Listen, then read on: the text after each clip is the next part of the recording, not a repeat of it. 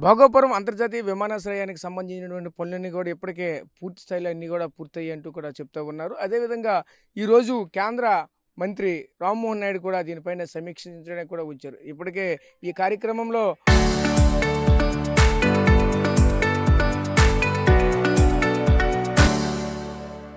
పలువురు కూడా ముఖ్యంగా పాల్గొనే పరిస్థితి కనిపించింది. ముఖ్యంగా చూసుకుంటే స్థానికంగా ఉన్నటువంటి ఎమ్మెల్యే, అలాగే ఎంపీ, ఎస్పీ, అలాగే కలెక్టరు, అలాగే స్థానికంగా ఉన్న మరికొంతమంది అధికారులు కూడా ఈ సమీక్షలో పాల్గొన్నారు. ముఖ్యంగా చెప్పాలంటే అక్కడ ఉన్నటువంటి జీఎంఆర్ సంస్థకు సంబంధించినటువంటి అధికారులు కూడా దీనిలో కీలక పాత్ర అయితే పోషిస్తూ ఈ సమీక్షలో పాల్గొన్న పరిస్థితి కనిపించింది. కానీ ఇవన్నిటికీ అయిన తర్వాత వచ్చి మీడియాతో కూడా అది అక్కడ ఏం జరిగింది, ఎలా జరిగింది, రానున్న రోజుల్లో దిశానిర్దేశం ఎలా జరగబోతుంది అనే అంశాన్ని కూడా మీడియాతో రామ్మోహన్ నాయుడు అయితే వివరించారు. ఇదే తరుణంలో మరోవైపు దీని నుంచి ప్రెస్ మీట్ అయిన తర్వాత బయటకు వచ్చిన తరుణంలో ఒకవైపు అక్కడ ఉన్నటువంటి స్థానికంగా ఉన్నటువంటి రైతులకి ఇంతవరకు కూడా భోగాపురం ఎయిర్పోర్ట్ చేసిన తర్వాత రైతులకి ఇంతవరకు ఎటువంటి న్యాయం జరగట్లేదు. వాళ్ళకి రావాల్సినటువంటి ఏదైతే బకాయిలు ఇంతకు ముందు ఉన్నాయి అవి కూడా రాలేదు. అక్కడికి సంబంధించినటువంటి కేసులు కూడా కొన్ని అయితే కోర్టులో ఉండిపోయి అవి కూడా ఇంతవరకు కూడా రాలేదు.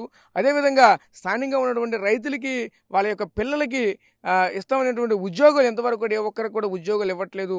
అలాగే ఇదే విధంగా విమానాశ్రయంలో సంబంధించినటువంటి అక్కడ జిఎంఆర్ సంస్థ వాళ్ళతో అడుగుతూ ఉంటే ఎక్కడైతే ఎటువంటివి లేవంటూ కూడా సమాధానం బదులిస్తున్నారంటూ కూడా ఈరోజు అక్కడ స్థానికంగా ఉన్నటువంటి నెల్లిమర్ల నియోజకవర్గ ఇన్ఛార్జు, అలాగే రాష్ట్ర మార్కెట్ చైర్మన్ కర్రోతు బంగారాజు ఈరోజు దీనికి సంబంధించి అక్కడ ఉన్నటువంటి మంత్రిని కూడా ప్రశ్నించిన పరిస్థితి కనిపించింది. దీన్ని అయితే ఈరోజు చర్చనీయాంశంగా మారుతుంది. అయితే ప్రస్తుతానికి చూసుకుంటే ఈ అంశానికి సంబంధించి ఈరోజు అంతా కూడా జిల్లా వ్యాప్తంగా కూడా చర్చనీయాంశం. ఎందుకంటే ఒకే పార్టీకి సంబంధించినటువంటి నాయకుల్ని ఈరోజు ప్రశ్నించడం ఏంటంటే కూడా అడుగుతున్నటువంటి పరిస్థితులు అయితే కనిపిస్తున్నాయి. దీనిపైన ఏ విధంగా కూటమి ముందుకు వెళ్తుందా, లేదంటే ఒకవైపు పూర్తిగా ఎవరైతే అక్కడ ఉన్నటువంటి రైతులు ఎవరైతే ఉన్నారో రైతులందరికీ కూడా వాళ్ళకి నష్టపరిహారం అనేది వెంటనే చెల్లిస్తుందా, అక్కడ ఉన్నటువంటి రైతులకు ఇచ్చినటువంటి హామీలు ఏవైతే ఉన్నాయో భూములు ఇచ్చిన ప్రతి రైతు యొక్క కుటుంబానికి కూడా ఎయిర్పోర్ట్లో ఉద్యోగం ఇస్తామనేటువంటి వాగ్దానం నెరవేర్చుకుంటారా లేదని వేచి చూడవలసిన పరిస్థితులు కనబడుతూ ఉన్నాయి. కెమెరా పర్సన్ నాయుడుతో రాజేష్, RTV, విజయనగరం జిల్లా నుంచి.